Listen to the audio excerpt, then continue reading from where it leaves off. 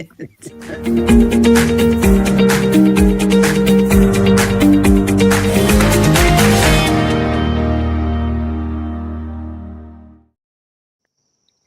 good morning, everyone, and welcome to the Energy Realities podcast, our regular weekly Monday morning show. Gosh, man, it's early. I'm sorry, I haven't had my third cup of coffee yet. Here with us today are Irina Slav in Bulgaria. How are you today? I'm great, thank you, David. Well, it's good to see you. Is the weather good? Is it still hot, or it's been hot as hell in Texas. No, we're moving slowly but inexorably to autumn, so the weather is changing for the better. Good. Much better. Climate change is happening in Bulgaria. Good. Yeah. Tammy, you are in the UK today? Yeah, UK today. UK today. How are things? Hey, it's been rainy for the past little while, so that's great. It's been a very dry summer, so end of summer being wet is a good thing. Yay, Good. weather. The farmers will be happy, I hope. Yeah, for sure. And Stuart Turley is in his abode in the today, and the sun is just now coming out across the lake, so life is good. Well, man, it's good to see you healthy and happy. And our special guest today, we're going to talk about the truth about wind farms with one of the greatest spokespersons I've ever known in my life, who is she's with Seafreeze Limited. She has been one of the great leaders against the offshore wind atrocity happening in the Northeast Atlantic over the past several years. Meghan Lapp, how are you today? I am excellent. Thank you for having me. And where are you today? Tell everybody where you are. I am on Fire Island. Fire Island. Barrier Island, about 65 miles long, south of Long Island in New York. Man, that's a big time island. Gosh, that's as big as the barrier islands we have here in Texas. Well, yep. It's great for you to join us. I know you're on vacation, and I really appreciate you taking the time. This is such a hot issue, and it's been one of the real focus areas for the Trump administration since January. Mm-hmm. President Trump, throughout the campaign last year, made clear his intentions to halt wind development in the Northeast Atlantic and anywhere else in the United States. And his administration has taken an array of actions so far that have either halted or delayed or otherwise inhibited a great number of the largest wind projects in the federal waters of the Northeastern Atlantic. And we wanted to have you on today to talk about how those projects, some of which are partially built, a couple of which are almost completed, and one of which that had the infamous blade collapse last year that polluted Nantucket Island, has been in operation, and continues to be developed. So talk about the status of where things stand and how these things have negatively impacted the marine fisheries and what the concerns are for the fishermen you represent. Sure. Well, thanks. Well, I'll kind of go down the coast because we have several projects that are under construction. Some of them that have been addressed by the Trump administration, others not yet. Yeah. Hopefully they will be. But, on day one, the Trump administration said, Trump issued an executive order and he said, we're not going to issue any more permits, right? So that meant from Maine to South Carolina, there were over 25 leases already issued, right? So there are many projects, many leases, because sometimes the leases are broken up into multiple projects. These are very, very large leases. So, but the Biden administration approved 11 projects. One of them, he finished approving on January 17th, right. And right before. So some of those have been under construction. Some of them, nothing's happened. Some of them have lawsuits. And on July 29th, the Secretary of Interior issued a secretarial order saying, we're going to review all these projects. And the ones specifically that have lawsuits, we're going to really look at them to see were they legally issued in the first place. So what you've seen is the Maryland project, which is, that one's not built or anything, but they've remanded that and said they're going to vacate the approval of the construction plan, right? So, but if you work north to south, you have Vineyard Wind, the one with the blade break that is under construction.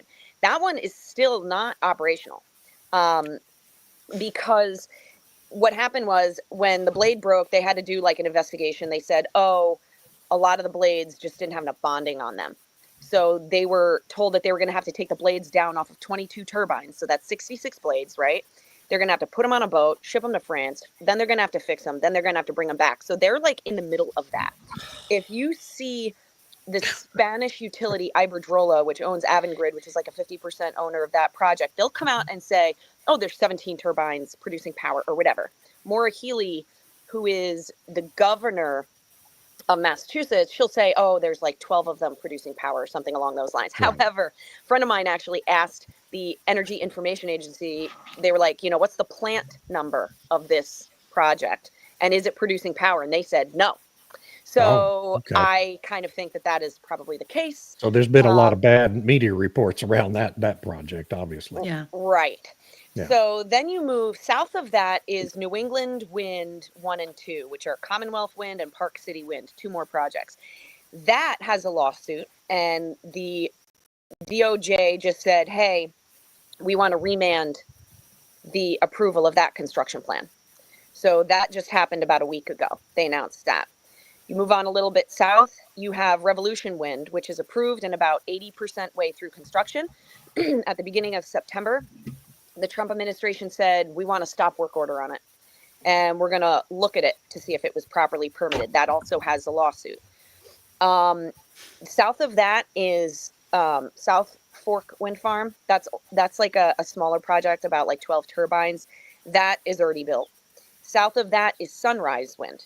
That's a Now, larger is South project. Fork in federal waters or is it in Yes. state waters? It's Nope, in federal all water. federal. Okay. Yep. That one has a cable that runs to New York. I don't know if it's really producing power. Directly south of that is Sunrise Wind, which is that one now. The owner of Revolution, which is Ørsted, also owns Sunrise Wind. So when they got the stop work order on Revolution, they've now taken all their boats and they're going great guns on Sunrise to try to see what they can do before, kind of the hammer probably falls on that as well. And there was South Coast Wind off of Massachusetts as well. That one has a lawsuit. They said they're going to remand that as well. Then you keep going. Then you get to actually where I am, which is Empire Wind. Empire Wind is like this triangular shaped project right between the New York traffic lanes on the way into New York Harbor. It's like the worst place you could possibly put them. Anyways, that originally the Trump administration issued a stop work order in like April. And then in May, lifted it after supposedly there was a pipeline deal done for like the Constitution pipeline, because New York always used to cancel that pipeline when they try to get it through, right? So that one, I'll be very honest, I'm very upset about. I can go down to the beach here. I can walk down to the beach and I can see the construction vessels, and they are pile driving away. And it's a really terrible place to put it, especially considering all of the traffic that's here, the marine traffic, and they put it in between shipping lanes, which is like really stupid. There used to be a navigational tower at first it was called Ambrose Lightship. It was like a ship with a lighthouse on it, essentially. It was like a floating lighthouse, right? And to mark the entrance to New York Harbor. Then it became a tower. They called it Ambrose Tower. Then they had to take that away because so many ships hit it. So now I'm like, so you're going to put all the turbines there. Anyway, so that's that one. You move further down, tons more leases, nothing going on with them. And then the Maryland project, they are going to remand with the intent to vacate the construction plan. That I believe they actually did announce, the DOJ made a motion to do that, I believe, like last week. And then you go further down, and Dominion Wind off of Virginia is under construction. I think they have all the bases in. I think they have the stumps, or most of them, but not the actual turbines. So that one has not received any, interior attention that I'm aware of yet. But not yet, yeah. Right. And I think probably my guess is that they will go down the list on these things. I'm hoping. Um, Well, I think clearly that's the intention. Yeah, I don't think right. they're in any way done yet. No, They're I just don't getting think so started either. on this. Yeah, and of course the big problem was what is the focal point of what Interior is objecting to is that so many corners were cut, so Right. many requirements under the law for these permits were just ignored by the Department of Interior and these regulatory agencies during the Biden administration to rush these projects into approval without properly considering impacts to endangered species, marine mammals, the fishing industry, because they knew these things were going to have enormous Right. impacts to Right. all of these things and more. And so they felt the need, because they weren't sure that Biden was even up to running again, which it turned out he wasn't, or even if he did, if he could win re-election, they wanted to rush as much of this stuff into permitting approval as possible before the election and before the changeover in administrations after Kamala Harris lost. And so, these requirements are there for a reason. These are protections of endangered species and the environment, and the rights of the fishing industry and other industries that use these federal waters, the shipping industries that come in and out of these harbors. And so it's just this incredibly rich playground now for Right. this administration to come in and say, no, we're not going to keep moving down that road, and we're going to implement these stop work orders, and we're going to do proper environmental reviews. And when they do that, they're going to find all sorts of reasons to legitimately halt construction on these things. Right. And but talk about negative impacts on, since you're a spokesperson for the marine fisheries industry, talk about how these projects negatively impact the ability for people in your industry to get their jobs done.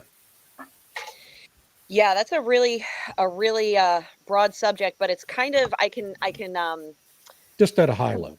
compartmentalize it into like three top things. Number one, operations. Number two, navigation. Number three, species impacts.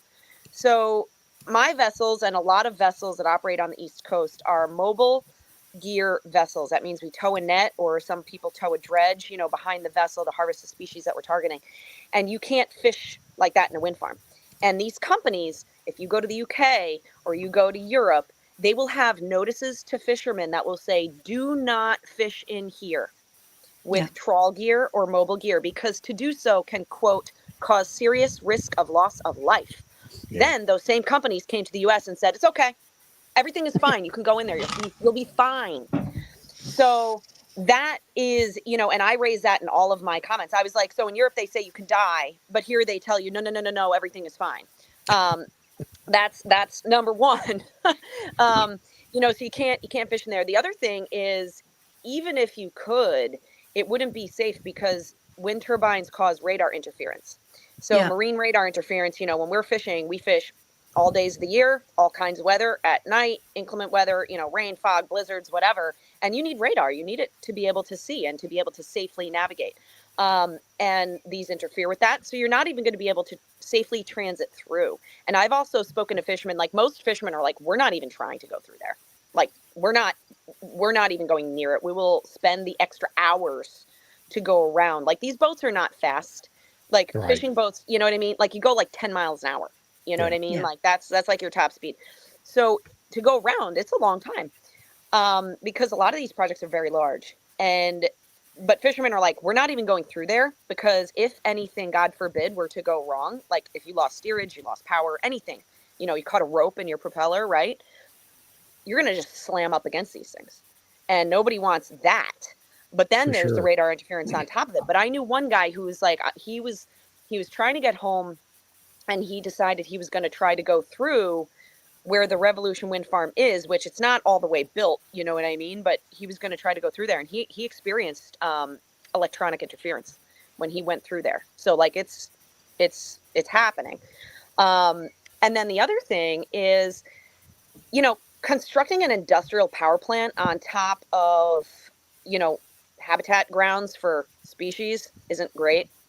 Manhattan used to be awesome. Used to be very beautiful. There used to be a lot of animals, a lot of wildlife, a lot of, trees and meadows and woods and things there. And now there's not, once you construct, that's a problem. And the pile driving from these things, the cable laying, that the surveying killed a lot of stuff. Yeah. And then it was just years and years of seismic, essentially low grade seismic, but seismic nonetheless. And then once they are operational, they emit low frequency noise and a lot of electromagnetic fields. And fish and marine species use the Earth's geomagnetic field to navigate and to migrate. That's what they use. Right. So when you start introducing something that's a fake one, that messes them up. And I know fishermen that have told me it certainly has happened with the Block Island project, which is only 5 turbines, and they're not nearly as big as the ones that are going in now. But fishermen I know that used to set their nets near the cable route, they don't set anything there anymore. They said the fish won't cross the cable. They've had to completely change where they fish because the fish felt that and were like, no.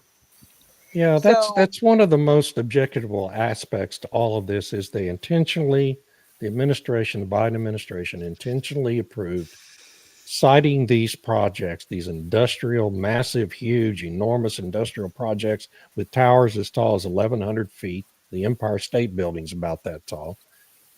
Right in the middle of known migration routes for whales and other marine mammal species. It's just it's just really an ecological atrocity intentionally committed by this left-wing administration that supposedly was concerned about endangered species. Tammy, you brought to our attention this morning something similar that's happening in Canada, right? Yeah, but before we go into that, I think Irina has a question. I do have a question. All right, I'm sorry. That's okay. I told y'all this would be rough with me moderating. That's fine, David. Come on. Isn't what you're saying about the impact on marine life and on the fishing industry enough of a grounds to suspend this construction? Legally speaking, I have no idea about the legal framework of it all, but it sounds like a very good reason for me to, put an end to this. It's interfering with the environment, with the marine life, and with the fishing industry. It's not a small industry, I assume, after all. It's not a niche industry. Yeah, I believe that it is. If you look at what's very interesting is that the law that authorizes offshore wind leasing and development in the US is the same law that authorizes offshore oil and gas development. However, the sections of the law that apply to each one of those sectors is very, very, very different. The language that applies to offshore wind leasing and development is much, much stronger. And it requires that it says the secretary shall ensure that any activity, whether it's siting, leasing, development, approval of projects, whatever, any activity carried out under the offshore wind section, the secretary shall ensure a host of criteria. One of those is prevention of interference with reasonable uses of the ocean. Right. So obviously federally permitted and regulated commercial fishing is a reasonable use of the ocean. And they were supposed to prevent interference at every level, right? And they never did that. They were like, like they knew that fishing took place there. They knew that there would be impacts. And they were like, it's okay, And then for one of the other things is protection of the environment. So to your point about, marine species and David, your point about whales, I mean, there's multiple endangered species that use this area as a migratory corridor. I don't think any other industry would be allowed to do this. No. And like I said, the language is so much stronger for the requirements on offshore wind development than oil and gas development. And you look at, the requirements for oil and gas development, which are stricter. I think that there are very good legal grounds to rescind all of them. I think you could rescind all the leases because none of them were issued legally in the first place. So that's where obviously I hope that they go. I think that's where they're heading. Yeah, that's where they're heading. That's where they want to go. Good to know. Yeah. Thank you. Yeah.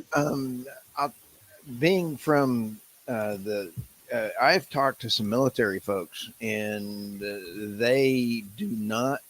Wind farms cause problems with radar. Period. Yep. It is a fact. And so these things, you could sneak a boat, you can sneak airplanes. Mhm. These are a national security problem. And Yep. I don't understand how they even got permitted in the first place, but I know that that has to be addressed. Well, the Pentagon's going to get involved in that. I think they're just getting the groundwork in place before they intercede. I don't think there's any doubt the Pentagon will be also Right. taking action here. Yeah, no, for sure. Actually, the project that they're constructing just south of here right now, um, there was an analysis done by Boehm back during the first Trump administration at the very end of it that showed that the radar interference caused by this project would interfere with multiple air surveillance radars in New Yeah. York. And they just came out and said, they were like, yeah, planes and targets could hide over the wind farm. It'll be a huge issue. And that nearly the entire line of sight of JFK Airport's terminal radar would be interfered with. And I don't know if you'll see it behind me here, but like there's just like the traffic lane right into JFK over here. There's just constant planes, and there's constant like small planes too, like the little ones, the little private aircraft, as well as the big, jetliners. And it's a constant parade of traffic. And I'm like, they're going right over this Yeah. whole thing. And, we just remembered September 11th. I'm kind of Nate, like, it was those radars that they were looking for planes with. the other piece of the thing, Megan, that has really been a proven issue is the technology that has been put into from China's wind turbines. Even though Ørsted has really got some things, China has made a lot of the Ørsted equipment, and we got to go through and see which ones are there.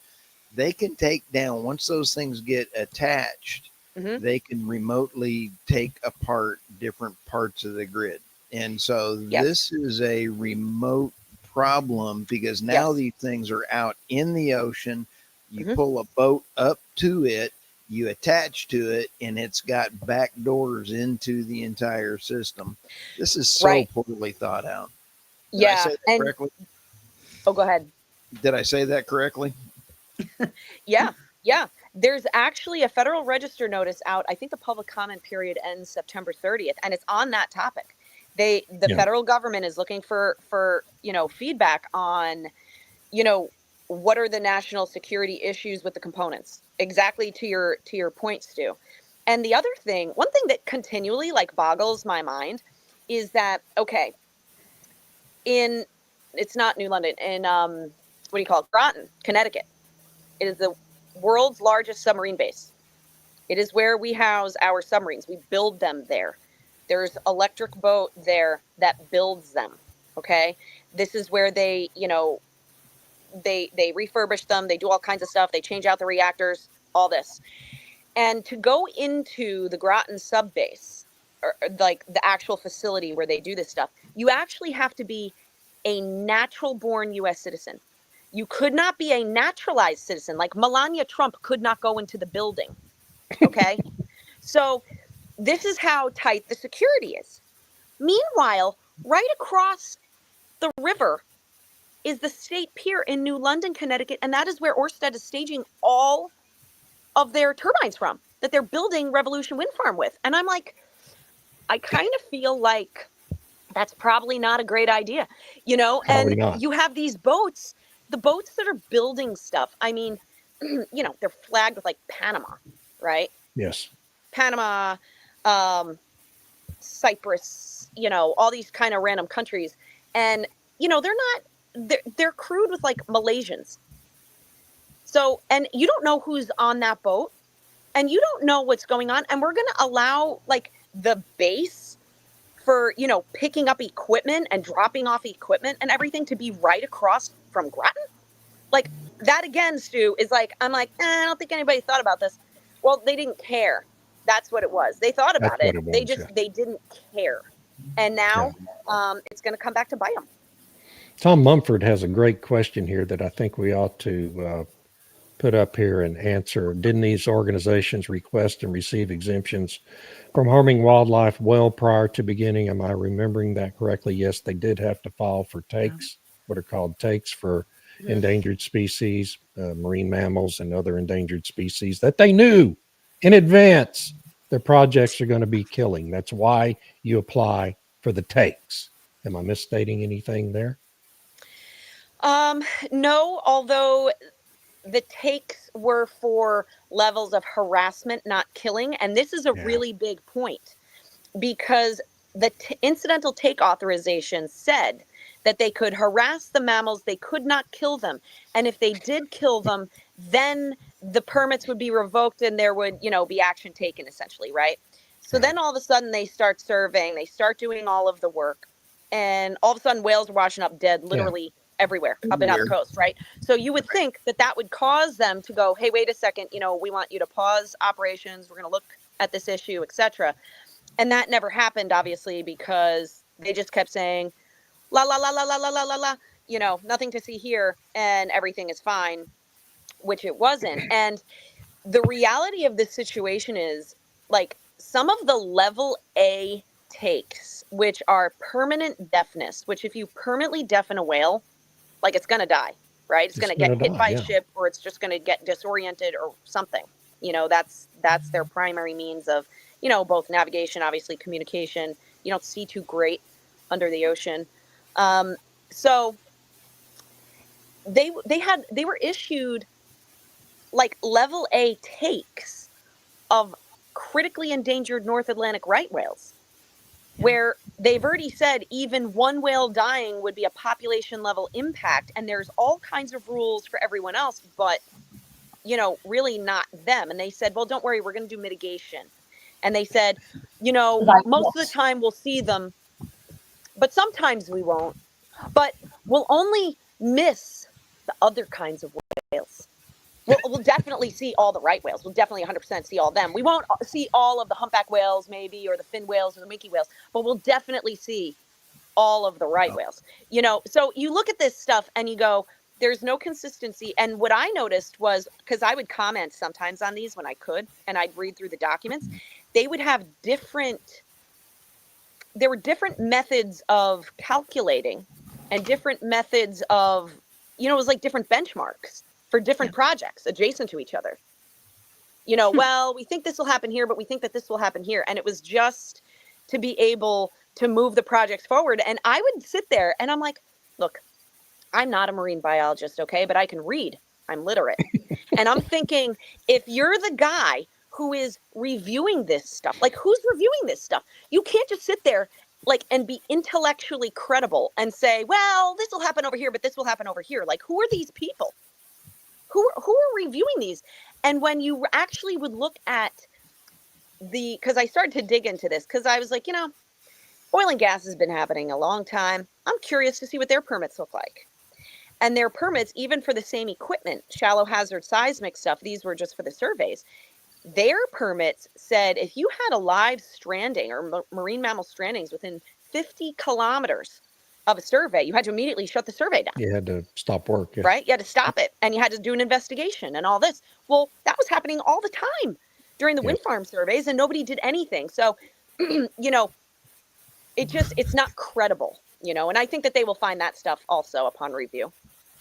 Megan, I'd like to just play devil's advocate here, right? Because you mentioned the oil and gas industry, and I've looked at some studies where they try to say that the development, for example, of oil and gas offshore in the Gulf of Mexico creates this ongoing noise issue for marine life in the Gulf of Mexico, and how this is very problematic and more distressing and disturbing than anything that wind farms will ever do, right? I mean, this is the sort of hyperbole that they put forward.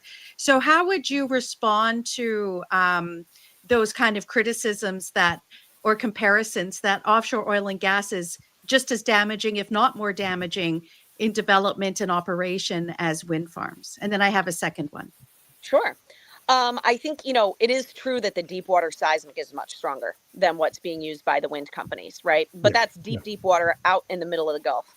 The shallow hazard seismic, which they do to site pipelines, is the same equipment and the same everything as what they're using to site, offshore wind cables, right? So those are the same. And they are doing, or were, I should say, doing multiple surveys up and down the East Coast. And the real difference, and I've tried to point this out, various times in my comments to the federal government is that the East Coast is an entirely different environment than the Gulf. The East Coast is a migratory superhighway for multiple species of large endangered baleen whales and other just large baleen whales. So you have critically endangered North Atlantic right whales. Critically endangered is like a serious like designation. Then you have endangered fin whales. Then you have endangered sperm whales. Then you have endangered there are blue whales, and then you have, you know, humpback whales, you have minke whales, you have all these other whales, right? But there are certain like endangered species, and they all go the same route, and they live year round in the areas where the wind farms are sited. Not only do they migrate through there are some that stay in these places year round. And like if you Yeah. look at the Gulf, you have basically like Rice's whale, right? Rice's And there's an whale, area off of Lake Florida where you can't develop oil and gas because it's the habitat, like a year-round habitat of Rice's whale. Here, they went to the place that is the year-round habitat of multiple endangered species and said it's totally fine. So that's very different. And if you're going to assess the impacts of an action, you have to look at where is the action happening, right? And look at what are the species that are there, what's the ecosystem that's there, because it's not going to have the same impact in one place as it will in another place. Like you're not going to hunt moose in Arizona, you know, And so you have to look at what's there. And they didn't do that. They didn't, like the impacts on the East Coast are, for endangered species at least, much higher. let me ask this, because when I've been out to the Gulf and been out to offshore rigs and those things, lots of marine life around an oil rig after the sonar and after everything else Right. is going through. There is not the same vibrations going on an oil derrick. There is life everywhere. And I find it funny that I've got a friend out in California. He could not get a permit because of a lizard. I mean, we got lizards, thousands of lizards. There's billions, as Trump would say, billions or is that Carl Sagan? Billions and billions of lizards, and we can't get at one. But now the wind farm on the west coast can kill as many bald eagles as they want. And the hypocrisy is a farmer tries to defend his flock against an eagle and he goes to jail. I'm sick of it. Right. And, you know, you're right about the difference. So in the Gulf, you have reef fish, number one, different fish, different species, different habitat, right? In the Gulf, you have a lot of reef fish. So what you're doing is building a reef, right? They like that. On the East Coast, we have some fish that will like, you know, rocky areas and reefs. We have a lot of rocks, like in New England. It's made out of rock. And, you know, but we have a lot of schooling species, and you have to harvest them on sand. So when you destroy the sand habitat, you know, we already have a very strong mixture of rock and sand. So when you start taking away the sand habitat, that's what things like squid need, which are one of the species that we harvest, right? So that's different. But also, you're right. Once the oil rig is there, it's not emitting anything else. These emit electromagnetic fields, and they emit low frequency noise, constant, like wah, wah, you know, constant. And there's been studies that show that the frequencies of sound that are emitted by operating wind turbines, operating ones, are known to cause lesions in like the ear cavities of squid, and then they die. So that is, you know, that's a I problem. didn't even know squid had ears. They're not really ears. They're called statocysts, but it's used for like how they orient themselves and stuff. It's kind of like, I don't really like know what else to compare them to, but yeah. So the physical impacts to the environment are much different. And you know, here's another very interesting thing that I found from talking to fishermen who used to fish near Block Island, or still do, but just in different places. The lobster guys who thought that the wind farms might be good for creating some kind of, you know, more rocky, you know, reefy kind of habitat, which lobsters like rocks. And then the codfish, there was one fisherman who fished for codfish out there, and he said everything was fine before they turned them on. Once they turned them on, there's nothing, you know, all that stuff left. The cod left. They don't like the noise. They don't like the low frequency noise. They don't like the EMF. And the lobsters all left. So all those lobster guys that used to fish over there don't fish there anymore. So it's definitely a different dynamic for sure. If I could just put the second devil's advocate point here. So you talk about the EMF frequencies and the interference with shipping and different radars and whatnot. How does that compare with what the European Union has done offshore? Because they're often used as the sort of example, right. Offshore Scotland, offshore Europe, in the English Channel there, where there's oil derricks and whatnot in the North Sea. They're now putting wind turbines nearby to provide clean energy and so on. And there has been very little complaints from European fishermen and others, and even in those massive shipping lanes in the North, in the English Channel and everything, and off Holland and whatnot. So how do they deal with those kinds of EMF issues and the fishing and whatnot? Do you know if there is it comparable? Is there something that people would argue, well, Europeans can do it, why can't North America? Right. So I'll answer that in two parts. First with the fishing impacts, then with the radar impacts. Okay. So the first part, yes, absolutely. Once I was actually in Denmark, and there were supposed to be a bunch of Dutch guys there, but the Dutch didn't come to the fisheries meeting. It was a fisheries conference because they were storming Amsterdam with flares to protest the taking of their fishing grounds. The Dutch are furious. They're losing fishing grounds right, left, and center. I follow them on social media. They're always protesting. They're like, our fishing grounds are just being taken and destroyed. The problem is that over in Europe, they aren't allowed to have a voice because the media does not allow them to have one. Yeah. The UK fishermen have been furious about it. The Scottish guys are furious. There's certain areas where they're like, you just put this on this ground and you destroyed this fishery. They can identify the fisheries that have been destroyed and the fishing grounds that have been destroyed. So the European fishermen are furious. And I actually read, I read a document one time, and it was the fishermen and the insurance companies and the wind companies all got together because the fishermen were like, we want our fishing grounds. And the wind companies and the insurance companies were like, well, you definitely aren't allowed to fish in here because it'll cause too many problems for us. And, but they keep on taking. And there was actually a study done, I want to say it was in 2022, and it was called Spatial Squeeze. And it was a scientific, like investigative report document where they talked to European fishermen. And they said, worst case scenario between the fishing regulations and the massive amount of offshore wind farms that are eating up commercial fishing grounds in Europe, they said by 2050, you will not have fishing in Europe. Wow. So that was that. And then with the national defense issues, so the DOE in the US did a webinar series in 2020 on some of the radar impact issues. And like for one of them, say, for example, in the UK. So since I want to say like 2019 through 2020, around that like kind of time frame, the UK Ministry of Defense was basically giving prize money to anybody who could fix the problem, because what they had done, like idiots, was say, we're going to build them and then figure it out. So they started building in like, say, 2012, they thought they had a solution to the radar interference problem for their defense radars.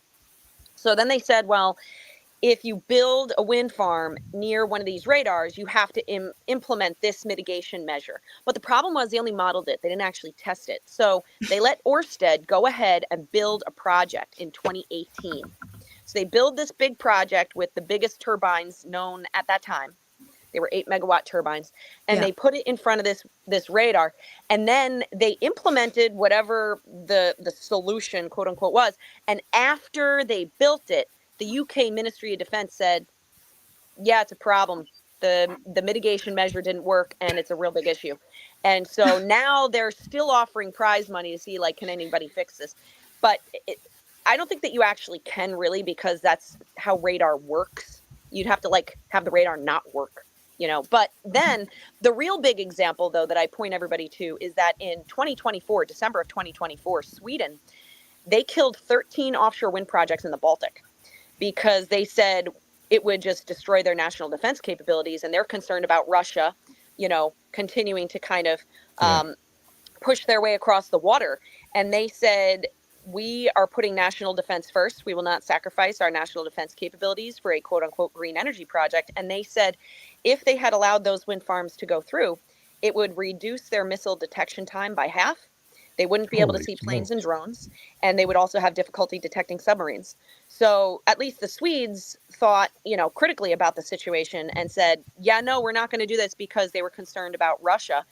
And, but some of these other countries, it's like they're off in la la land. They don't care. They're just like, oh, green energy. And they're all jumping off the cliff like lemmings. Meanwhile, like there's real problems. And the UK has acknowledged that there's problems, the Ministry of Defense, but they keep building without fixing it, which the I, Biden administration was doing too. So it's kind of like, Yeah.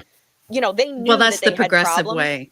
Yeah. Yes. I find Right. it amazing that we're sitting here on a podcast that I know that we are often cut and Often shut cut. down, Oh, yeah. and because of free speech, even though the anytime we speak negatively against wind, but in the UK, I find it very funny. Tammy, you were asking that question, and I was about to say, I guarantee you it's because they're shutting those people down complaining on it. They arrest you for saying any, bad Yeah. things. Right. So if you're going to complain about your livelihood, they will come arrest you. So Well, let me add here. So in the UK media, which is probably the most free of any in Europe, which is kind of Right. scary, and at this point they're even less free than ever. But the way they were spinning it was that fishermen in the UK were losing their fishing grounds because of France. So they tried to make it say that it was competition from the French and the Portuguese coming through and taking over the fishing grounds, and that the government was trying to negotiate some kind of settlement from France and Portugal to compensate the fishermen. At no point did they ever mention in the press that it was because of the sighting of these wind installations. And with respect to the Swedish one, I remember when that was announced in December, and the spin was they don't have the money. They need to refocus on better defense capabilities. They're going to reconsider opening up nuclear power. They need reliable energy, blah, blah, blah. At no point did they say it was because, at least in the media, that it was because of the potential for not being able to detect through radar and the other EMF stuff, or the missile launches. So that's incredibly fascinating. And I'm so glad that you brought that up, because I think this is one of these lessons learned that we ought to be looking at and be like, why would we want to replicate that in North America? That makes no sense. Right. And, the outlets that I saw reporting on the defense stuff of Sweden, and they were quoting the Swedish defense minister, were like, there was 4C offshore and there was another one. I don't know what the UK was saying about it, but, I saw the same thing happening here, though, in the sense of, defense being ignored. So I would go to all these wind meetings, whether they were in person or webinar during COVID or whatever. Right. And I remember BOEM in the U.S. was the federal agency for leasing, offshore energy leasing. They were trying to identify like the whole Central Atlantic as, a place to just sprinkle a whole bunch more wind farms. And I remember watching the United States Navy. Okay, the Navy is on the webinar, and they were like, "There's no area under consideration that does not interfere with our missions." That's what they said. Okay, Yeah. the United States Navy guy, And then that was Bone's during like, the Biden administration. yes, yes, and Bone was like, and then the Navy would go and say, but we're not in charge. Bone's in charge. I'm like, are you out of your minds? And even during the first Trump administration, they had done this wind compatibility assessment in like 2018, and they showed the whole East Coast. And basically, it was all red. A lot of it was all red. They said this is a wind exclusion zone because it will interfere with national defense. And you go like, but if red means no, how come there's projects in it? You look at this, and technically people would say, oh, well, like the DOD would just defer. They just lay down. Yeah. And they'd say, well, BOEM's in charge of offshore leasing. We don't do that. And I'm like, defense is kind of important. And so I would think that you could assert that. Prioritization. They should be Right. able to. Maybe under this Right. Department of War. Yes, Department correct. of War, yes. maybe they could take a position on this. But maybe, they had all those climate people in the Right. former Department of Correct. Defense, where they were talking about how they were Right. going to decarbonize the Yes. military. Oh yeah, Right. Solar panels on submarines And Nice. tanks. Like, really? Yeah. Yeah. So Yeah. all that's going to be wound down in this presidency. Now, Right. it may come back if the 2028 election goes the wrong way, but over the next 4 years, that's all going to get wound down, and the Pentagon is going to get into this argument. They're just not quite there yet with their ducks in a row, but they will be doing that. And I think that means the future is pretty dim for these developers in the Atlantic or anywhere in the United States offshore. Ørsted has this rights issue that is was valued at $9.4 billion. But over the weekend, they announced they're going to discount it to 64% of that value because they weren't getting enough subscriptions. So they're having to heavily discount. Sorry, David, they're still raising 9 billion. They're just issuing more shares. Oh, they're issuing more shares. More shares. Okay. Right. Yeah. So they That's still not want to. dilution at all. Yeah. I mean, think about what that means for the people, the holders of existing Ørsted stock. It's just massively devaluing their holdings in that company. It's amazing to me. Well, now that Norway has had their election and the Labour Party got back in their ridiculous, stupid coalition with the Greens who got 4% of the vote somehow think they're going to hold balance of power.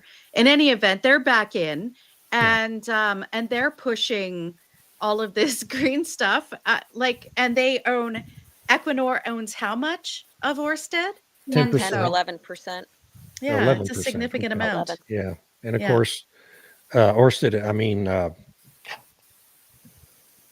Equinor itself is 51% owned by the Norwegian state government, isn't it? Yeah. And, and a lot of their, a big chunk of their revenue, Equinor's revenue, goes directly into the wealth.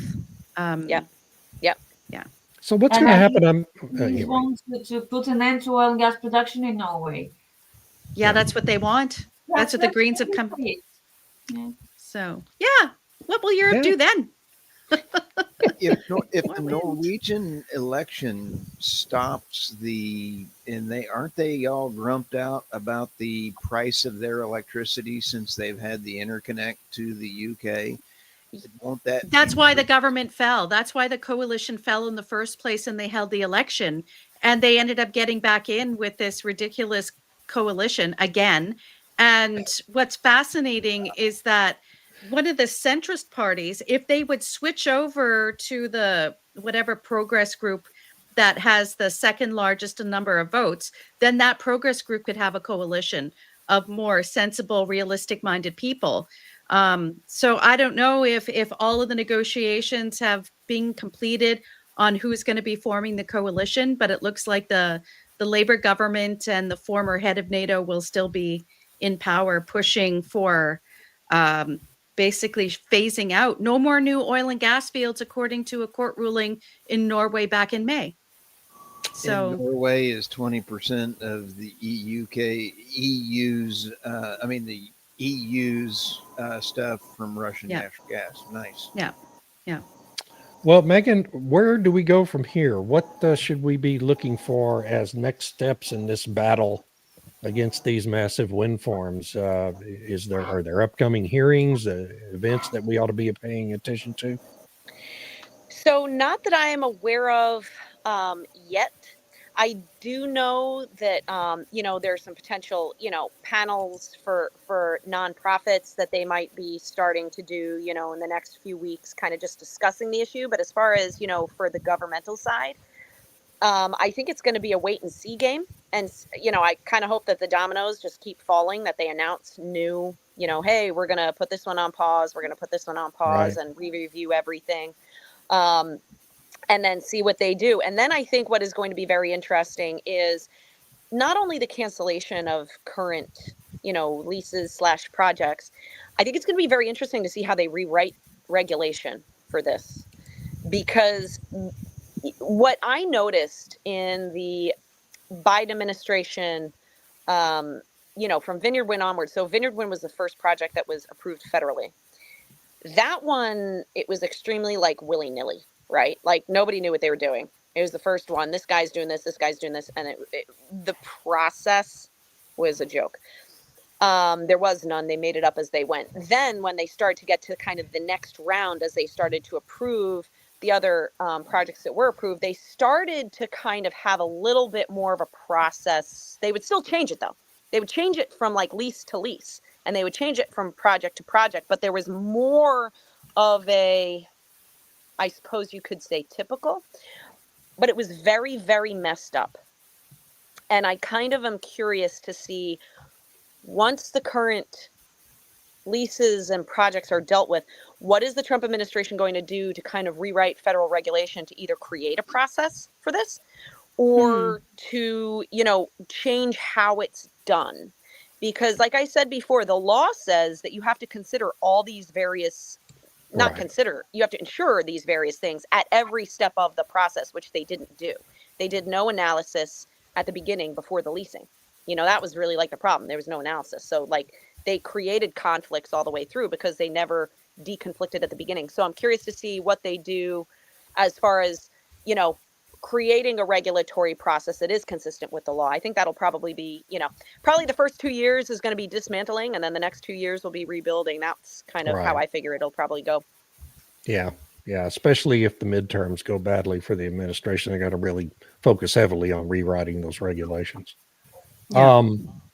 So I think with this, we have 8 minutes left to do our weekly articles review. Megan, we thank you so much for being here.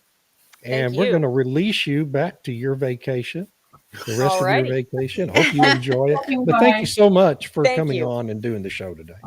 Thank you, Thank Megan. you guys. Thanks Great so much. information. Thank you. Thank you for fighting the fight. Yes. Thank you for fighting the fight. Thanks. All right. And so, Stu, we go to, where do we go? I was trying to find it. I got too many slide decks going on here. There we are. There's. Okay. Nope. Here we go. There's Tammy's. I'm trying to add something going on here. I'm not sure what it is. There we go. Okay. Yep. There. I'll just go super fast. Mark Carney released a new major projects office first tranche of projects, and all of which had already been approved. So they're saying they're going to expedite approval of things that have already been approved. Go figure. Seems to be par for the course. But so then they listed 6 more potential areas that they might be considering. And one of them is that Wind West, which is this huge offshore wind project off the coast of Nova Scotia, which happens to be through some of the migratory fish and whale areas that Megan was talking about. So that's very concerning that they want to move forward with that project. The second one has to do with Lion Electric, which the school buses Quebec had paid a lot of money for. They have like 1,200, I think, school buses. David broke the story last week where one of the buses spontaneously exploded. The battery started on fire. They had to get the kids off the bus and everything. So then they pulled all the buses off the route.